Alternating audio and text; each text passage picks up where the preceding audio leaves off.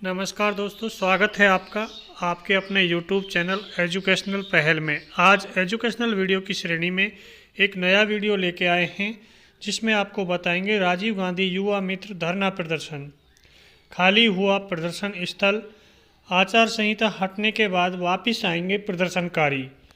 इन सब बिंदुओं पर विस्तार से चर्चा की जाएगी। इनके अलावा कुछ अन्य बिंदुओं पर भी चर्चा की जाएगी। और उससे पहले अगर आप लोगों ने इस YouTube चैनल को सब्सक्राइब नहीं किया है तो सबसे पहले इस YouTube चैनल को सब्सक्राइब करके बेल आइकन अवश्य दबाएं, जिससे कि ऐसी भर्तियों का नोटिफिकेशन आपको सबसे पहले मिल सके। सरकार के आश्वासन के बाद समाप्त किया धरना प्रदर्शन। जो राजीव गांधी युवा मित्र हैं उन्होंने सरकार का जो आश्वासन था उसके बाद अपना धरना प्रदर्शन को समाप्त किया है और धरना प्रदर्शन समाप्त करके वो लोग अपने घर पे लौट चुके थे, क्योंकि सरकार ने उन लोगों को जो वो पानी की टंकी पर चढ़े थे, पानी की टंकी पर उतारने के बाद सरकार ने उनको आश्वासन दिया था और इन कैंडिडेटों ने सरकार से अपने मांग की थी कि सरकार इनके ऊपर कोई पुलिस कार्रवाई नहीं करेगी, ना किसी भी कैंडिडेट पर कोई FIR दर्ज की जाएगी। साथ ही जो आगामी भर्ती आ रही है सरकार की तरफ से फेलोशिप प्रोग्राम के नाम से, उस भर्ती में इन्होंने अपना रिजर्वेशन मांगा है, यानी इनको प्राथमिकता इन्होंने मांगी है कि इन कैंडिडेटों को एक्सपीरियंस के आधार पर पहले इनको प्राथमिकता दी जाएगी, बाद में अन्य कैंडिडेटों को उसमें भर्ती किया जाएगा। सेकंड, जो इन राजीव गांधी युवा मित्र हैं इनका अपने मानदेय को बढ़ाने की इन लोगों ने मांग की है। सरकार को इसके लिए इन्होंने लिखित में ज्ञापन दिया है और उसके बाद में इन कैंडिडेटों ने अपना धरना प्रदर्शन समाप्त किया है। ये सब राजीव गांधी युवा मित्रों का कहना है। अब फिलहाल में जो शहीद स्मारक है बिल्कुल सुनसान पड़ा है, वहाँ पर किसी भी तरह का कोई धरना प्रदर्शन किसी भी भर्ती को लेकर नहीं है, क्योंकि फिलहाल आचार संहिता लग चुकी है। आचार संहिता में कोई भी धरना प्रदर्शन जारी नहीं रखा जा सकता। ये आचार संहिता की गाइडलाइन है, उसके आधार पर इन लोगों ने धरना प्रदर्शन को समाप्त करके धरना स्थल को खाली कर दिया है। ये लोग अपने अपने घर लौट चुके हैं।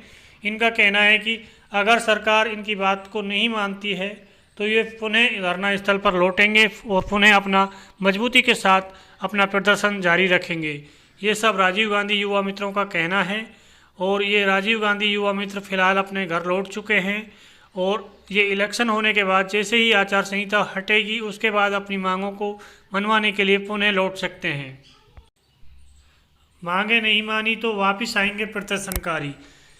इन राजीव गांधी युवा मित्रों का कहना है कि अगर इनकी मांगें मानी नहीं गई तो ये वापस धरना प्रदर्शन पर लौटेंगे और वापस ये अपना आंदोलन जारी रखेंगे और शांतिपूर्ण तरीके से फिर से आंदोलन देंगे, क्योंकि इन्होंने अपनी मांगें मनवाने के लिए करीबन 2-2.5 महीने से ज़्यादा इन्होंने प्रदर्शन जारी रखा और अब फिलहाल इन्होंने मजबूरी में अपना प्रदर्शन समाप्त किया था, क्योंकि राजस्थान के अंदर आचार संहिता लग चुकी थी, इसलिए इनको अपना प्रदर्शन स्थल खाली करना पड़ा और सरकार की बातों को या सरकार ने इनकी किसी भी बात को मानने के लिए तैयार नहीं हुई। लास्ट में इन्होंने अंतिम दिन धरना स्थल के अंतिम दिन इन्होंने पानी की टंकी पर चढ़ के अपना विरोध प्रदर्शन जारी किया। उसमें इन लोगों पर FIR दर्ज हुई थी, बट इन राजीव गांधी युवा मित्रों का कहना है कि जिन भी कैंडिडेटों पर FIR दर्ज हुई हैं उनकी FIR वापस ली जाएं और इनकी जो जायज़ मांगे हैं सरकार उनकी जायज़ मांगों पर ध्यान दे, उसके बाद ये अपना धरना प्रदर्शन समाप्त कर देंगे। इन्होंने अपना इनकी जो संघर्ष समिति है, संघर्ष समिति के लेटर पैड पर ये सब मांगे लिखकर इन्होंने दी थी। उसके बाद अपना प्रदर्शन एक साथ समाप्त कर दिया और सभी राजीव गांधी युवा मित्रों को अपने घर लौटने के लिए कहा और अगर ज़रूरत पड़ी तो वापस आने के लिए भी इन लोगों ने उनको कहा कि अगर सरकार इनकी बातें नहीं मानेगी तो आचार संहिता हटने के बाद वापस ये प्रदर्शन स्थल पर लौटेंगे और अपना मजबूती के साथ अपना प्रदर्शन जारी रखेंगे। नई भर्ती, मुख्यमंत्री फेलोशिप प्रोग्राम में प्राथमिकता की मांग। जो राजीव गांधी युवा मित्र हैं इन्होंने वर्तमान सरकार के द्वारा निकाली जाने वाली मुख्यमंत्री फेलोशिप प्रोग्राम 2024 के नाम से एक भर्ती आएगी, उसमें अपनी प्राथमिकता की मांग की है और ये भर्ती करीब 8,000 पदों पर होगी और जिसमें इन लोगों ने कहा है कि सरकार हमें पहले इसमें प्राथमिकता दे, उसके बाद बचे हुए पदों पर अन्य कैंडिडेटों को नियुक्ति दे। बट इससे हमें नहीं लग रहा है कि इस भर्ती में इन लोगों को छूट दी जाएगी, क्योंकि इस भर्ती प्रक्रिया के जो नियम और गाइडलाइन हैं वो राजीव गांधी युवा मित्र भर्ती से बिल्कुल अलग हैं।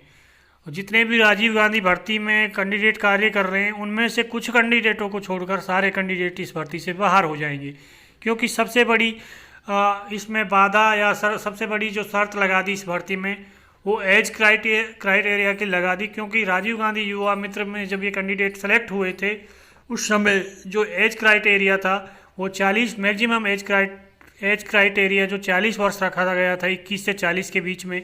और इस भर्ती में मुख्यमंत्री फेलोशिप प्रोग्राम वाली भर्ती में 21 से 35 वर्ष रखा गया है, यानी कि ज़्यादातर कैंडिडेट इस भर्ती में 50% कैंडिडेट मान लो कि इस भर्ती में एज क्राइटेरिया में बाहर हो जाएंगे, क्योंकि जो राजीव गांधी युवा मित्र कार्य कर रहे थे वो सभी कैंडिडेट एवं 35 से ऊपर ही थे, यानी 50% मान लो कैंडिडेट जिनकी आयु 35 साल से ऊपर थी। और सेकंड जो क्राइटेरिया इन्होंने लगाया है क्वालिफिकेशन का, ये सबसे बड़ा मुद्दा है कि राजीव गांधी युवा मित्र भर्ती में 12th पास कैंडिडेटों को लिया गया था, 12th पास जिनके पास थी उन कैंडिडेटों को सिलेक्ट कर लिया गया था। बट इस भर्ती में जो फेलोशिप प्रोग्राम वाली भर्ती है इसमें ग्रेजुएशन रखी गई है शैक्षिक योग्यता, और उसमें भी 60% अंक जरूरी हैं जो हर एक कैंडिडेट के पास नहीं है। मान लो 90% कैंडिडेट इसमें एज क्राइटेरिया में जो एजुकेशन क्राइटेरिया है इसमें बाहर हो जाएंगे, क्योंकि ग्रेजुएशन में 60% लाना बहुत बड़ी बात है। हर एक कैंडिडेट की ग्रेजुएशन में 60% नहीं होती है और उसके कारण ये कैंडिडेट इसमें से बाहर हो जाएंगे। कुछ ही कैंडिडेटों का सिलेक्शन होगा, मात्र 10-15% कैंडिडेट जो ओल्ड राजीव गांधी युवा मित्र के रूप में कार्य कर रहे थे उनको सिलेक्शन की उम्मीद है। बाकी किसी कैंडिडेट का सिलेक्शन होना पॉसिबल नहीं है। अगर इस एज क्राइटेरिया और एजुकेशनल क्वालिफिकेशन में संशोधन नहीं किया गया तो ये कैंडिडेट इस भर्ती से पूर्ण रूप से बाहर हो जाएंगे, जो कि इनको आश्वासन दिया गया था कि इनको इस भर्ती में प्राथमिकता की उम्मीद है, उसमें उम्मीदों पर पानी फिरता नज़र आ रहा है। इसलिए इन भर्ती के जो नियम हैं इनमें थोड़ा संशोधन की ज़रूरत है। अगर संशोधन हो जाते हैं तो इन राजीव गांधी युवा मित्रों को इसमें कुछ राहत मिल सकती है। बट सरकार के जो रवैया है और या फिर जो इन्होंने गाइडलाइन तैयार की है उससे ये लग रहा है कि इस भर्ती प्रक्रिया से किसी भी कैंडिडेट का सिलेक्शन होना पॉसिबल नहीं है, क्योंकि ये सारे कैंडिडेट इस गाइडलाइन से बाहर होने वाले हैं। और इसलिए सरकार को थोड़ा इसमें संशोधन करना चाहिए जिससे कि इस भर्ती प्रक्रिया में इन ओल्ड प्रेरकों का सिलेक्शन हो सके। अगर आपको ये एजुकेशनल जानकारी अच्छी लगी हो और ये वीडियो आपको अच्छा लगा हो तो इस वीडियो को आप लाइक करें, शेयर करें और अपने जितने भी व्हाट्सएप टेलीग्राम ग्रुप हैं राजीव गांधी युवा मित्र के उनमें शेयर करें और इस चैनल को सब्सक्राइब करें। सब्सक्राइब करके बेल आइकन अवश्य दबाएं। धन्यवाद।